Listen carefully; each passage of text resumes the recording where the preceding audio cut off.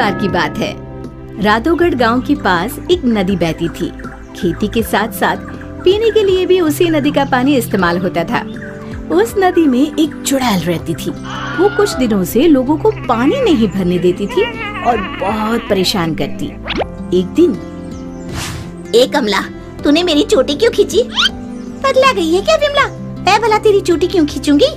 झूठ मत बोल, यहाँ हम दो ही तो हैं। अरे अरे, वो देखो, हमारी मटकी का पानी कौन गिरा रहा है? रास्ते में उन्हें भुवन मिला, जो बैलों को पानी पिलाने नदी लेकर जा रहा था। क्या हुआ? इस तरह क्यों भाग रही हो जैसे भूत पीछे पड़ गया हो? हाँ दादा, भूत ही है नदी पर, सच में। भक, मैं ही मिला चुहल करने के लिए। दर्द हो गई जिनैया, मैं कैसी करूं? अरे क्या हुआ? ये बैल पानी क्यों नहीं पी रहे हैं?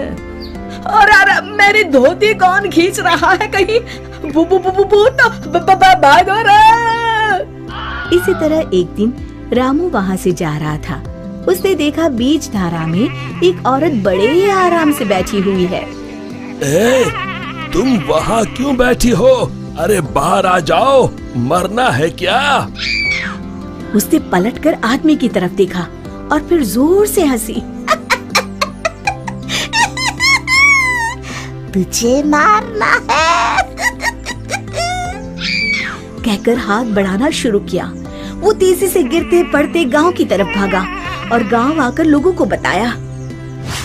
हाँ, उस दिन मेरे बैलों को पानी भी नहीं पीने दिया उस चुड़ैल ने। हमारी मटकी का पानी गिरा दिया था। लगता है हमें ये गांव छोड़ना ही होगा। बिल्कुल सच कहा भुवन, मेरा भी यही मन है। गांव के सब लोगों ने गांव छोड़ने का निश्चय कर लिया। भुवन बेटा, हो गई तैयारी? हाँ काका, हो ही गई समझो। मुझे लगता है क्यों ना हम मुखिया जी के पास चले। हाँ, शायद कोई उपाय निकले। काका, मुखिया जी कोई ओझा तो नहीं? मुझे लगता है हमें हनुमान मंदिर के पुजारी के पास चलना चाहिए। बात तो तुम्हारी भी सही है। सारे गांव वाले पुजारी जी के पास गए। कहो, कैसे आना हुआ? हाँ पंडित जी, हम नदी वाली चुड़ैल के आतंक से परेशान हैं। आए दिन उसका आतंक बढ़ता ही जा रहा है। मुझे तो लगता है हम सबको भी गांव छोड़कर भागना पड़ेगा। समस्या तो गंभीर है, पर भगवान दयालु है। अवश्य ही कोई उपाय मिल जाएगा। आप ही बताइए, क्या करना होगा? हमें एक हवन करना होगा। जैसे ही उस हवन का पवित्र धुआं उसे लगेगा, वो श्राप मुक्त हो जाएगी। पर चुड़ैल को हवन कुंड तक लाना असंभव है। असंभव में ही संभव छुपा है भुवन। तो हवन किया जाए। कल हस्त नक्षत्र है, कल ही ठीक रहेगा। ठीक है पंडित जी। आप लोग इस सामग्री की व्यवस्था कर लीजिए। मैं ब्रह्म मुहूर्त में वहाँ पहुँच जाऊंगा। हम सब भी पहुँच जाएंगे। हवन कुंड तैयार है, मैं जल लेकर आता हूँ नदी से।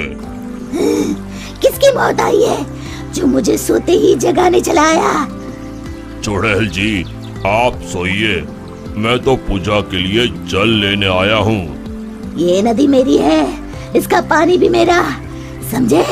और हाँ, अपनी अकल को प्रसाद के जैसे बांटना बंद करो, समझे? पर क्यों चुड़ैल जी? क्योंकि मैंने ऐसे कहा।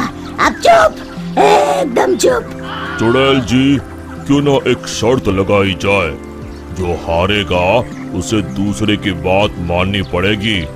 बोलो, मंजूर है? तुम साधारण गांव वाले मुझ जैसी ताकतवर चुड़ैल से शर्त लगाओगे? चलो। चुड़ैल जी, पहले शर्त सुन तो लो। जितना तो मुझे ही है, फिर भी बता ही दो। अभी हम यहाँ नदी पर हवन पूजन कर रहे हैं, आपको उसमें आना होगा।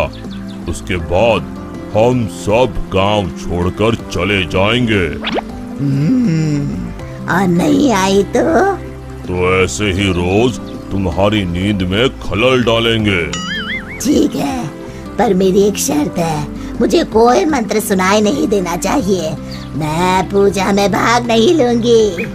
ठीक है चुड़ैल जी, आप बस वहाँ बैठिएगा। चलो। गांव वाले चुड़ैल को देखकर डर गए, पर पुजारी जी ने इशारा किया तो वो शांत होकर बैठ गए। जैसे ही पंडित जी ने आखिरी आहुति आग में डाली और धुआं चुड़ैल की तरफ गया, वो जलने लगी और जोर जोर से चीखने लगी। बचाओ, मैं जल रही हूँ, बचाओ, कोई बचाओ, मैं सबको खा जाऊंगी, किसी को नहीं छोड़ूंगी, बचाओ। धीरे धीरे उसकी आवाज शांत हो गई। सब लोग सोच रहे थे कि चुड़ैल जलकर राख हो जाएगी, पर ये क्या? उस डरावनी चुड़ैल की जगह पर एक खूबसूरत परी खड़ी थी। वो मुस्कुराते हुए बोली, मैं एक परी हूँ। एक शाप के कारण मुझे चुड़ैल बनना पड़ा। आज आपके कारण मैं शाप मुक्त हो गई हूँ। अब मैं परी लोग जाऊंगी। उससे पहले एक वरदान देना चाहती हूँ। मांगो, क्या मांगती हो? अगर कुछ देना है तो ऐसा वरदान दो कि इस नदी का पानी कभी न सूखे। तथास्तु कहकर परी उड़ गई। फिर सब खुशी खुशी रहने लगे। शिक्षा, समस्या की जड़ तक पहुँचे बिना हार नहीं मानना चाहिए।